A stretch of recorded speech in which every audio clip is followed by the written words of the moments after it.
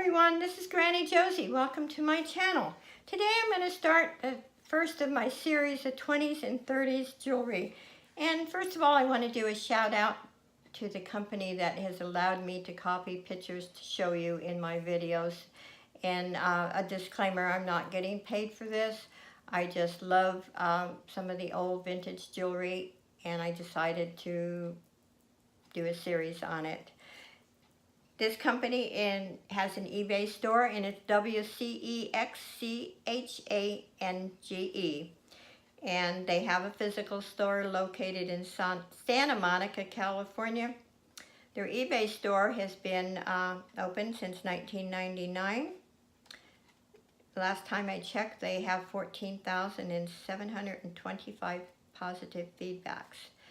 Their store in Santa Monica is called Wilshire, and they've been there since 1947. I will put this information in the bottom of my video. And to start with, I wanted to say antique jewelry over 100 years old. Vintage jewelry is 20 and 30 years, and vintage is inspired is anything in the present that is made to look like vintage. In 1930s, many women could not afford to buy new clothes regularly, so they changed their outfits with jewelry. The dress clip became the most popular jewelry accessory in the 1930s.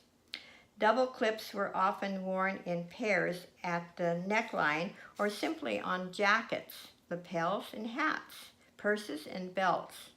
Double clip brooch was invented in France for fine jewelry and brought to America by Gaston Candas of Paris. And I don't know if I'm pronouncing that correctly, but his last name is C-A-N-D-A-S. And I will show you this is the double clip. This is the 3-in-1. And this company has this one. It's an Art Deco diamond double clip brooch pin. Take it back, it is the double clip. It can be converted 3 pins in one. And it is absolutely gorgeous. And it is listed at $8,869. I think hopefully you can see the beauty. And like I said, here's another one. And in 1930s, the basket of fruit of flowers, known as fruit salad or tutti frutti, marketed by Cartier and other fine jewelers, produced a wave of imitations among costume jewelry companies, such as Coral, Trifari, Boucher, made with molded glass that imitated the Indian carved rubies, sapphires, and emeralds. Bakelite was well suited to the chunky, heavy jewelry style of the 30s. So see, some of the things that we see today, and we find exciting to find some of the old pieces. And in the 1920s, and during the Depression, women didn't have the funds to go out and buy new clothing, so they changed the appearance of their clothes with jewelry. Excuse me. And I find it really fascinating and to think that maybe someday we'll be lucky enough to come across some of these pieces. And if we can afford, we can go to stores like I just mentioned and buy some of the pieces. I absolutely love the brooches. So women wore like bobbed haircuts, like the pixie haircut, and they could wear, dangly earrings like I have on, and so they were really popular then. And then I learned something new I didn't realize that stretch bracelets went all the way back to the 30s.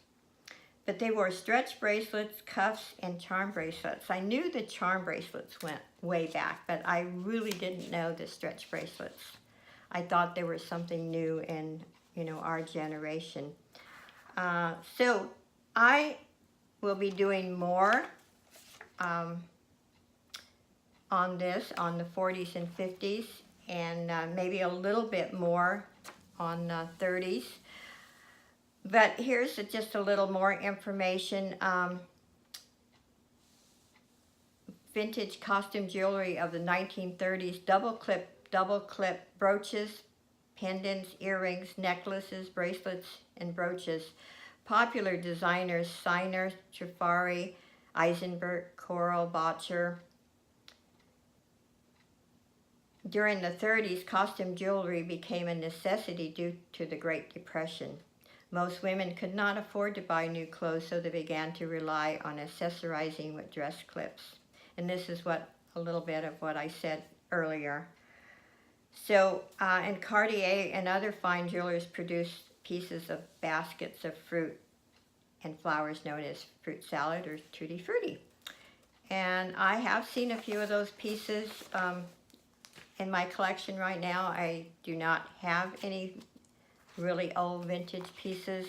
I have them in the past. I've had a few pieces and actually sold them. So anyway, I hope that I gave you a little bit of the information, and I would appreciate it if you get on eBay and look up the store.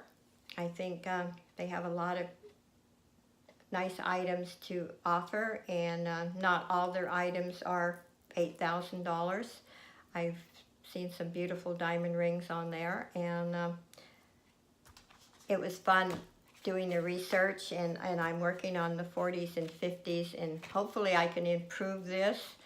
I'm not a speaker. I'm not a good speaker, but I love jewelry, and I love to do a lot of research, and hopefully my series will get a little bit longer with a little bit more information.